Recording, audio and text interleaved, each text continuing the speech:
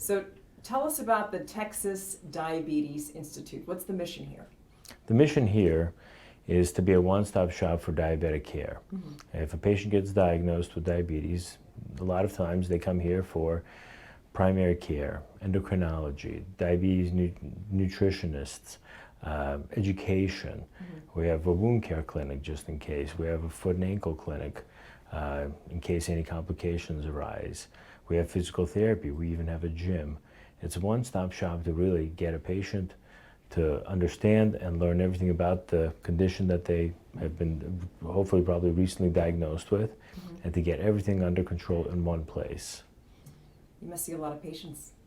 We do see a lot of patients. We stay very busy between myself and the other providers here, but it's a place that provides lots of education, lots of hope to patients to get them back and to live with this diagnosis, but get back to their life without any deterioration. No, I want to take that back. Without any issues with this diagnosis. There are a lot of stories out there about diabetes, and I'm assuming that you saw the New York Times piece which quoted you. What are we missing? I feel as someone who sees patients, and you know, when I'm assuming that you've done more interviews before, and you're like, oh, they miss this. What are we missing? What message do you want to get out there? The biggest message, I think, is education and taking control of one's well-being.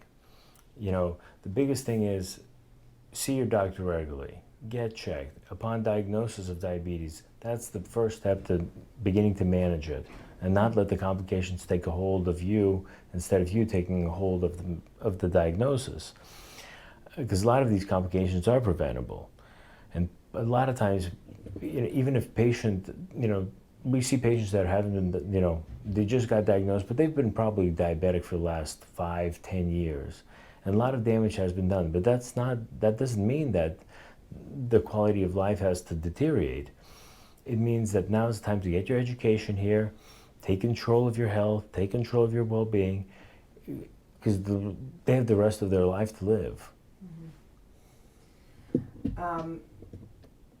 The article mentioned how this was affecting men. And I know you were saying, we see women here too, but could you speak to that specifically? A lot of times it is with men. We do see plenty of women as well, but the men tend to be, I think I use the term machismo, there's a little machismo, but it's more of a matter of the fact that men can be stubborn, men can be hard-headed, me as well, and reluctant to see doctors, reluctant to seek help when they need to. And by the time they do, it's a little too late. And that's why I want to, another message that's very important is like, if you see something, a spot, a wound, a callus, that is the time to not try to doctor yourself, but go seek the attention of a medical professional and, you know, take control. Why do so many of these problems start in the foot? A lot of times in the foot, because patients develop something called neuropathy, which is a diabetic nerve condition. It can cause burning, numbness, tingling, which can be at times the first signs of diabetes. And patients tend to ignore it. They tend to have numbness. And so they can step on a nail, a roofing nail. They won't have any idea that they did. Then the next day, they have a horrible brewing infection. Or a patient will have a callus, but underneath that callus, they have a wound that can also turn into an abscess. So the complication with diabetes is, number one, they don't have the same sensation that a healthy patient does. Number two, they can develop a wound, but then they have a harder time healing it, and it's more prone to infection. So that's another reason why patients need to come in, get seen to see, like, why is this wound not healing?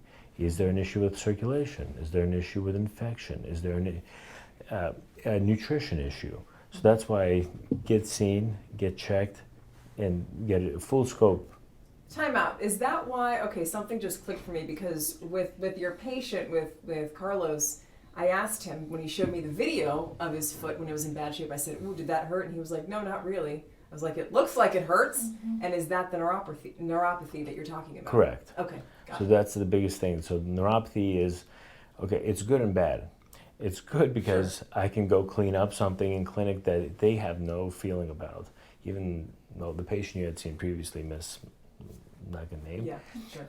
I'm able to go down and clean it up to a deeper level because she doesn't have the same sensation you and I do. Mm-hmm. If I tried to take a blade to your foot, you would kill me. Mm-hmm. She doesn't have the same sensation. Mm-hmm. But in these patients, it's a detriment. You have, once again, with the male patients, I've had plenty of male men patients that will step on a nail, construction site injury, they don't feel a thing. But you're like, you don't feel that? But that's the case that we're fighting against. It's like they don't feel it. And that's why even an ingrown toenail, they don't feel it. They get an infection, they have an issue with circulation. An ingrown toenail can go to losing a limb like that. Wow. And that's why, we see patients to stop this, because once again, just even an ingrown toenail can cause a limb-threatening infection. Can we go back to what the situation is here in San Antonio? Would you call diabetes a crisis in San Antonio? Yes, I would. I would call diabetes a crisis. But you hesitated.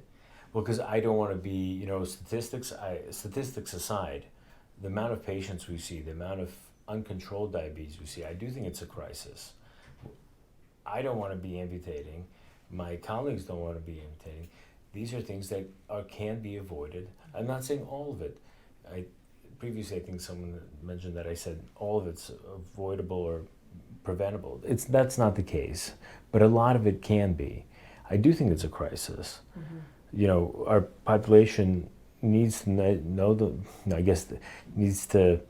resources out there. Education is there. They just need to take that one step forward, no pun intended, but take a step forward and get the education that they need because it can be prevented. I do think that people don't make it a big deal, but yet when it comes to them, they are very, very like, I don't want to lose a toe, I don't want to lose a foot, I don't want to lose a limb.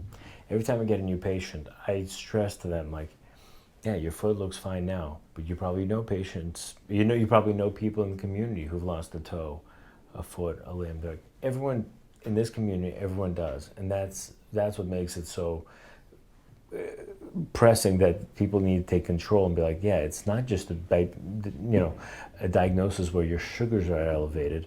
It affects everything in your body. We have patients that are dialysis, young people that are going blind, all these complications of diabetes that need to be controlled. I'm just trying to do a little part in terms of saving limbs. Maybe not so little, but I think it's a big part because it affects their quality of life, their ability to ambulate, their ability to work. But I do think that, if a patient knows people who have lost a toe or a foot or a limb, it shouldn't have to be them that's losing a part of their foot to take control. It should be a matter of like, hey, my aunt or uncle lost something. That should be like, well, maybe I need to do something about myself, my health, my well-being. Mm-hmm. Unfortunately, sometimes people think it's not going to happen to them. Correct. Until it's too late. It's true. Now, you've been, as far as specializing or treating diabetic patients, how long have you done that? I've been treating diabetic patients for almost 10 years. For almost 10 years. Is there a change? But you've been here the entire time in San Antonio doing this, right? Correct. Have you seen a change in the type of patients you have coming in or anything like that? Unfortunately, the trend is not as good as I want it to be, as it needs to be. I think that we're doing more. We're amputating more. I think the patients have gotten younger and the complications have gotten more severe. Here at University Health, we treat not just San Antonio, but Bexar County, but we're treating South Texas and patients from Mexico. But the amount and quantity of patients has risen. The complications have gotten worse. And that's goes back to the line where, would I label it as a crisis? Very close, very, very close. Mm-hmm. I don't think our diets are getting better. I don't think that patients are. I guess there needs to be more education. There needs to be more, and I think this is why this topic is so important in terms of the outreach for people to take control and see, hey, maybe I do need to see a doctor. Maybe I do need to see my primary care physician. Maybe there's new medication out there that, maybe the insulin at the time was too expensive, but maybe there's something else I can do to manage my health. It seems that it's a bigger problem than it was even 10 years ago. What do you think it is? What's causing this? What is causing this? That's a hard question to answer because the diets haven't changed. I think the economy, in terms of cost of food, it doesn't has made things more difficult, and the unhealthier food tends to be cheaper. The patients here, they have to work. They can't stay off their feet. They can't go see a doctor. But that's what I'm imploring our patients to, or people in the community to do, is if they see something, if they're concerned about something, it's time to be proactive rather than reactive. Okay, for the people who are watching this, who are going to watch this piece at home, what message would you have for them, speaking to them directly as a doctor who's seen it all? If there are any issues or concerns regarding your health, whether it's a foot and ankle issue, go see a doctor. The resources are there. There are caring physicians out there that want to help, that want to stop these complications. And take control of your health, take control of your well-being. Good people are out there to help.